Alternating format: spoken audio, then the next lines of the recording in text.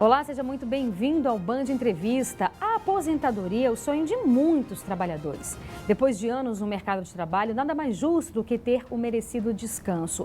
O problema é quando esse descanso vem com a ociosidade e a sensação de inutilidade. Não é raro pessoas adoecerem, inclusive terem depressão nessa etapa da vida. A população está envelhecendo. A expectativa de vida entre os brasileiros cresceu e muito nos últimos anos. Hoje temos cerca de 28 milhões de pessoas na terceira idade. Além de não saber lidar com o tempo vago, outro problema pode ser a questão financeira. Por isso, a participação de pessoas acima de 60 anos vem aumentando no mercado de trabalho.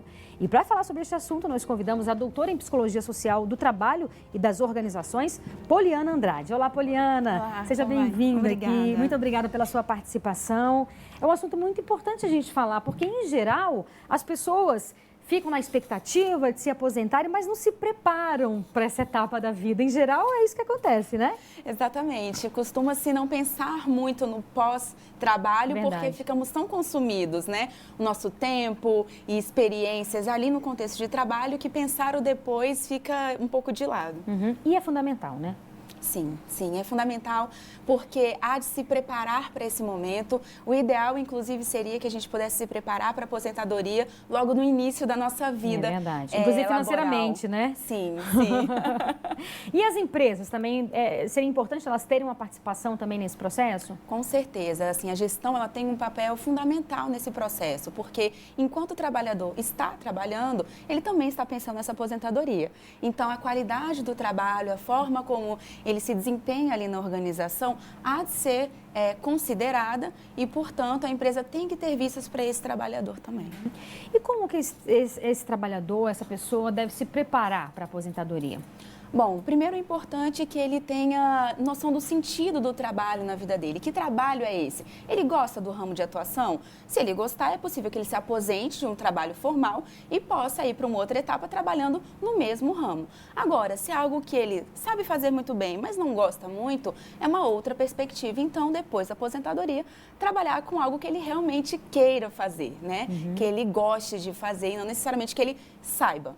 Para isso, ele deve também ver quais são as suas potencialidades, as suas competências, desenvolvê-las para que ele possa ter aí uma outra forma de trabalhar que não aquela anterior. Então, pode ser uma época de redescobertas. Sim, certamente. E essa redescoberta, ela perpassa tanto pela questão do trabalho, como eu já falei, mas também das relações pessoais. Como nós passamos muito tempo no contexto de trabalho, quando a gente sai, acaba criando uma nova oportunidade de estabelecer novos vínculos com outras pessoas, inclusive com a própria família. Tem gente que passa mais tempo no trabalho do que com a família. E qual o papel dos familiares nesse sentido? Porque é comum até as pessoas que se aposentam terem depressão por conta exatamente dessa nova vida que não houve esse preparo que a gente está falando e também por conta da ociosidade, né? Muitas vezes as pessoas não buscam algo para fazer, enfim, estava acostumado com aquela questão ali do trabalho. Como os familiares podem ajudar essa pessoa também? Uma boa perspectiva de conversa, né, no meio social é pensar em atividades coletivas, né, algo que possa engajar toda a família. Então, se há uma perspectiva de saída para um parque, para um cinema, né, em momentos de lazer, também é interessante que se possa fazer isso de forma coletiva. E, além disso, pensar também em atribuições na casa, né? Então, se antes essa pessoa que estava afastada do contexto social, em função de uma demanda de trabalho mais robusta, agora dentro de casa, é importante que tenha uma redistribuição dessas tarefas, né? Então, isso também pode ser um momento de socialização e positiva para a família. E você acha que é importante ter uma rotina? Vou dar aqui um exemplo. A pessoa se aposentou. Vou fazer um curso de línguas, porque aí vai ter um curso de línguas. Sei lá, toda terça e quinta vai ter isso. Aí eu vou para a academia segunda, quarta e sexta. É importante ter uma rotina e também não deixar o dia passar e talvez ela não ter ali o que fazer? Olha, a rotina é interessante, né? Em todos os momentos, assim, da nossa vida. E na aposentadoria, isso também ganha força, considerando que a sua rotina vai mudar. Se antes tinha aquela coisa fixa de café da manhã, trânsito, trabalho, volta para casa, e você não tem mais isso, estabelecer uma nova rotina também é importante. Agora, claro, não que seja algo necessariamente obrigatório, porque também algo o ócio... que dê prazer, né? Exatamente, o ócio também pode ser positivo nesse contexto. Como assim? Bom, para uma pessoa que tem uma sobrecarga de trabalho ou vem de anos, né, de trabalho fixo, prescrito, ter esse momento de ócio, né, de fazer nada, também pode ser interessante, porque nesse momento é onde ele pode se descobrir com outros talentos. Então, ele consertando alguma coisa dentro de casa, colaborando com alguém na comunidade, pode ser uma oportunidade também de se redescobrir. Então, não necessariamente essa descoberta vem dentro de uma rotina pré-estabelecida. Isso pode ser, né, acontecer de forma natural. Certo. E como as empresas, qual seria o papel das empresas, o ideal, né, que elas possam fazer para preparar esse trabalhador que daqui a 2, 3 anos vai se aposentar? O ideal é que haja um programa de preparação para a aposentadoria. Então, vários órgãos públicos, inclusive do Poder Judiciário, já têm programas de preparação para a aposentadoria bem articulados. Mas o ideal é que todas as empresas pudessem, né, ter esse momento de mais formalidade pensando no trabalhador. Então, são ações voltadas para, sim, preparação financeira, para questões relacionadas, questões psicossociais também. Então, o que ele vai fazer depois, como é que ele vai se relacionar com as pessoas. Então, isso tudo vai impactar na vida do trabalhador e pode ser também visto e subsidiado pela própria organização. Esse espaço de fala, esse espaço de discussão pode ser de muita valia dentro do contexto laboral. Certo. Mas quando a gente pensa assim, né, no sistema capitalista que a gente vive, né, a empresa não vai ter mais aquele trabalhador ali para ela. Qual seria a vantagem dessa empresa em investir nesse trabalhador, ajudá-lo, na verdade, nesse processo de aposentadoria? Bom, é um cenário de ganha-ganha, né? O trabalhador ganha porque ele sai mais preparado dessa empresa, então ele pode se redescobrir de outra forma. E para a empresa é bom porque ela tem um tempo também para captar novos trabalhadores. E se porventura ela já sabe que aquele trabalhador vai se aposentar em um mês, ele pode fazer essa contratação antecipada e ter ali alguém com experiência treinando essa nova pessoa que vai entrar. Então, é uma possibilidade de troca da experiência desse trabalhador que ainda está atuante na empresa e da empresa se beneficiando desse talento, desse conhecimento para passar para os próximos que virão. Ah, bacana. E a gente lembra que esse programa ele é gravado, mas você também pode participar com comentários e sugestões de entrevistas. Anote o nosso telefone 999769204. Agora a gente faz um breve intervalo bem rápido. Eu espero que você não saia daí. Tchau, tchau.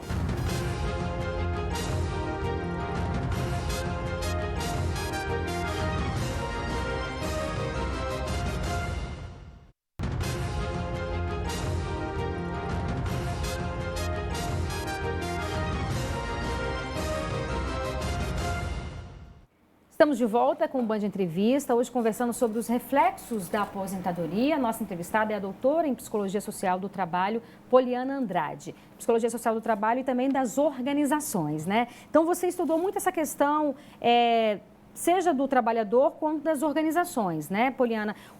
Qual o apanhado, assim, que a gente pode fazer nesse sentido, com relação à questão social e das organizações também? Bom, é importante a gente lembrar que as organizações, elas são feitas, elas só acontecem com pessoas, com trabalhadores ali dentro, né? Então, quando a gente trata e fala da psicologia das organizações e do trabalho, é justamente essa relação que se estabelece tanto com os processos organizacionais, como as questões relacionadas ao comportamento organizacional. E aí, por isso, né, a importância da gestão e da boa articulação organizacional para que aquele trabalhador possa ter experiências de bem-estar no trabalho. Você acha que, como é que está o Brasil nesse sentido, de uma forma geral, o mercado de trabalho? Porque fala-se muito em assédio moral, né? Agora o burnout, né? Que foi... pela Organização Mundial da Saúde foi detectado e direcionado como uma doença também. Como é que está essa relação, de uma forma geral, do Brasil? São questões importantes, né, a serem tocadas. O burnout como um adoecimento proveniente do trabalho, então é uma exaustão emocional, fruto desse trabalho intenso. Geralmente, essa síndrome acomete profissionais da área da saúde, da educação, da segurança pública, pessoas que lidam mais com o público. Então, isso acaba ocorrendo em afastamentos do trabalho. Por consequência, esse trabalhador que adoece deixa uma lacuna naquele trabalho e os outros que ficam, né, considerando o volume de trabalho, acabam tendo que dar conta da... Sobrecarrega, né? Exatamente, é uma sobrecarga daqueles que ficam ali no trabalho. No que diz respeito ao assédio moral, então essas relações de trabalho estremecidas, há de se considerar, né, um comportamento abusivo por parte de uma hierarquia superior, muitas vezes. Então, isso também é um tema muito sensível que também pode acarretar no afastamento e no adoecimento desse trabalhador e todas as consequências negativas, né? Então, além desse afastamento, essa dificuldade de se reinserir no mercado, essa dificuldade de voltar para a organização. Então, é um cenário que não é interessante que aconteça e, infelizmente, a gente vê que há uma recorrência nesses casos. Há um despreparo, muitas vezes, né, por parte da própria organização ali, das chefias e tudo, porque um funcionário que está doente... Obviamente que ele que está perdendo ali, né? Porque seja saúde mental, seja uma depressão, um burnout, mas a empresa também perde muito com isso, né? Então, você acha que o Brasil, ele está tendo consciência da importância de tratar os funcionários bem, no sentido de dar condições boas para que ele possa também servir melhor, né, naquele ambiente de trabalho? Com certeza, e é um pensamento, uma perspectiva de política mesmo, de política organizacional. Portanto, o combate ao assédio moral, esse tipo de violência contra o servidor, é importante que se tenha um foco de política. Olha, não é interessante que aconteça, e não é por você ou outro, é para toda a organização. Né? Então, ter bem descritas quais são as normas, as regras, o que se estabelece, quais são as eventuais punições, caso isso aconteça dentro das organizações. Então, um olhar diferenciado, uma proposição clara de regras, de normas, de política, certamente vai minimizar os impactos, né, desse tipo de comportamento. A gente não consegue, claro, evitar, porque aí é uma condição que é de cada indivíduo e a gente não tem como, mas pensar num ambiente que não seja chancelador, digamos assim, dessas práticas e condutas de assédio, aí sim é possível e é importante que se faça. Você falou aí sobre a questão da reinserção no mercado de trabalho, né?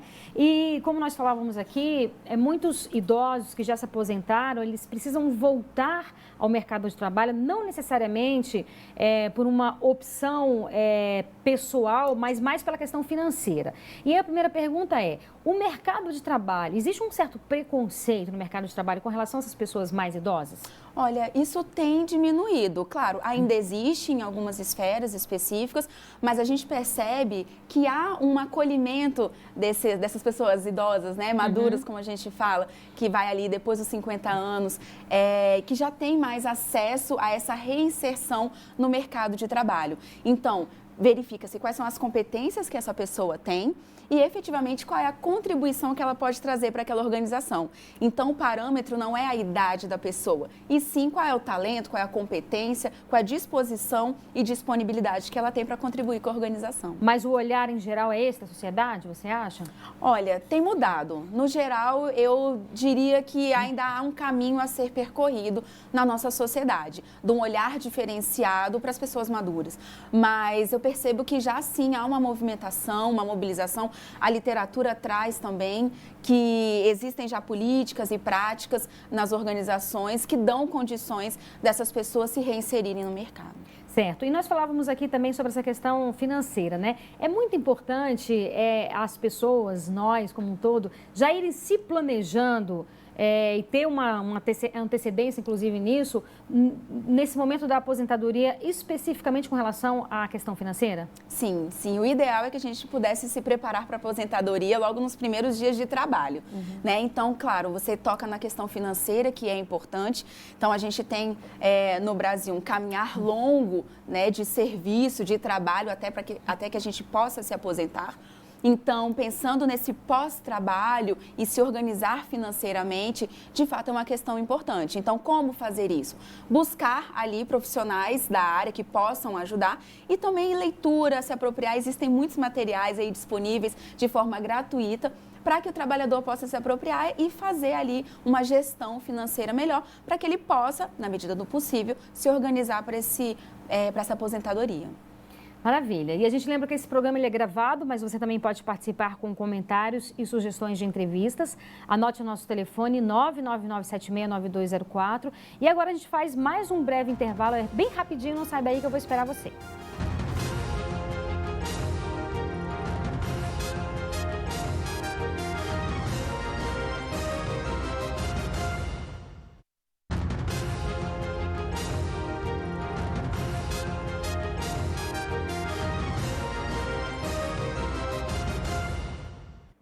Estamos de volta com o Band Entrevista, hoje conversando sobre os reflexos da aposentadoria. Nossa entrevistada é a doutora em Psicologia Social do Trabalho e das Organizações, Poliana Andrade. Poliana, então nós falávamos aqui da importância, talvez, da pessoa se reencontrar, se reinventar, né? Que a aposentadoria não significa ociosidade e não deve significar ociosidade, né? Exatamente. É importante, é interessante que se olhe para a aposentadoria também como uma grande oportunidade, né? Então, o que não foi feito naquele tempo enquanto você estava em um ofício específico e que pode ser feito depois, né? Então, de repente, é um momento onde aquela pessoa se descobre um empreendedor, ele pode ter um próprio negócio, se lançar no mercado de trabalho com uma nova ideia e aí ser muito positivo também para ele. É verdade. E aí entra também até na própria questão financeira, né? Que a gente já sabe que, em geral, a aposentadoria no Brasil, o salário diminui bastante, né? Das pessoas que estão na ativa e para aposentadoria. Então, tem uma perda salarial ali grande. Então, o empreendedorismo, ele pode ser uma saída, né? E aí, quais as principais dicas que a gente pode dar para essa pessoa que quer entrar nesse ramo do empreendedorismo? Bom, a primeira dica é pensar em algo que ela realmente goste de fazer. Se mobilize, né? Então, antes de pensar no que sabe fazer, a minha sugestão é pensar em algo que te mobilize, que você goste. Passado isso, entendendo ali qual é o negócio que você quer fazer, é se apropriar desse negócio e também pensar em formas de se capacitar, né? De ter mais condições de trabalhar da melhor forma com aquilo. E, claro, fazer uma análise de mercado, ver quais são as possibilidades e estabelecer parcerias também. Outras pessoas podem estar pensando fazer o mesmo que você e, por que não, estabelecer uma parceria e, enfim, galgar novos espaços no mercado de trabalho. É verdade. E aí, é importante também manter a mente e o corpo ativos, né? Sim, sim. Então, para além de pensar no trabalho, né, na prescrição, também ocupar a cabeça e fazer ali exercícios, ter uma boa alimentação, claro, sob supervisão de um profissional, mas também se cuidar, se permitir cuidar, né, desse autocuidado também. E é muito comum também a gente ver assim, os familiares, né? Às vezes tem filhos e tem netos, e aí sobrecarrega esse idoso, porque pensa, não, já aposentou, não tem nada para fazer, e aí vai levar as crianças, vai fazer um monte de coisa. É importante também a família ficar atento a essa questão, né? De não sobrecarregar essa pessoa que já passou tantos anos trabalhando e agora tem o merecido descanso dela, né? Sim, você toca num ponto importante, é de se estabelecer limites, né? Então, é um limite de tempo de trabalhar em casa, por que não? De ficar ali, de ser um cuidador, uma cuidadora. Então, se tem essa perspectiva de organização e essa possibilidade, também ter esse cuidado para não sobrecarregar esse aposentado, que também é um momento que ele quer fazer as suas próprias escolhas e deixar que ele o faça, né? Então, claro, há um vínculo afetivo com a família, mas que isso não recaia como uma responsabilidade e obrigação única daquele que não está inserido agora no mercado de trabalho. E é importante, claro, como tudo na vida, é o equilíbrio, né? Muitas vezes dar tarefas ou tarefa para esse aposentado fazer pode ser algo importante e interessante para ele, porque a gente percebe que o que leva muitas vezes esses idosos à depressão é a sensação de inutilidade, né? Então, muitas vezes eles pensam, poxa, eu fui útil durante a minha vida, eu tinha o vigor físico, né, de poder muitas vezes ajudar os meus netos, ajudar meus filhos, tinha o meu trabalho e hoje já não tem mais esse vigor físico e se sente inútil, né? Então, é muito importante também os familiares que estão ali ao lado. Tudo na vida é uma questão de equilíbrio, né? Saber esse equilíbrio. Não isolar, obviamente, não isolar essa pessoa, mas às vezes dar uma responsabilidade ali para eles, na medida em que, claro, isso é prazeroso para ele, negociado com ambos, mas também é importante esse olhar cuidadoso da família, porque a gente percebe que os filhos já se casaram, na maioria das vezes, aí tem as suas vidas, suas respectivas vidas, seus netos, mas não pode esquecer daquele ser que foi e é tão fundamental para essa família, né? Sim, sim, é um momento de resgate da identidade, nessa pessoa que se aposenta, como a gente já comentou aqui, já conversou da importância dele fazer o que ele gosta, mas também de ser inserido e reinserido nesse contexto familiar. Muita gente fica de fora de momentos importantes da família, de datas comemorativas em função do trabalho.